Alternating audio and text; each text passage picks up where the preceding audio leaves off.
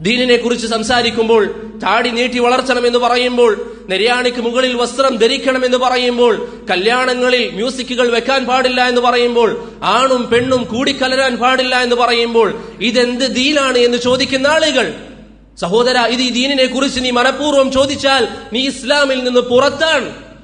ഇത് അള്ളാഹുവിന്റെ ദീനാണ്, ഇത് അള്ളാഹുവിന്റെ ദീനാണ്.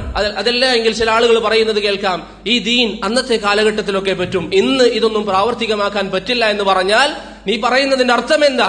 അള്ളാഹുവിന്റെ ദീൻ എല്ലാ കാലത്തിനും യോജിച്ചതല്ല എന്ന്. അത് കുഫറാണ്. തമാശക്ക് പോലും അത്തരത്തിലുള്ള വാക്കുകൾ നിന്റെ നാവിൽ നിന്ന് വന്നുകൂടാ. അതുകൊണ്ട് സഹോദരങ്ങളെ, തൗഹീദിന്റെ വിഷയത്തിൽ നമുക്ക് ശ്രദ്ധയുണ്ടാകണം. അള്ളാഹുവിന്റെ ദീനിനെ നാം ബഹുമാനിക്കുക, അള്ളാഹുവെ നാം ബഹുമാനിക്കുക, അവന് കൊടുക്കേണ്ട സ്ഥാനം നാം കൊടുക്കുക. ഒരു കാരണവശാലും ഇസ്ലാമിനെ പരിഹസിക്കുന്ന, ഇസ്ലാമിന്റെ ചിഹ്നങ്ങളെ പരിഹസിക്കുന്ന ഒരു സംസാരം പോലും നമുക്കിടയിൽ ഉണ്ടായിക്കൂടാ. ആ നിർബന്ധം നമുക്കുണ്ടാകണം.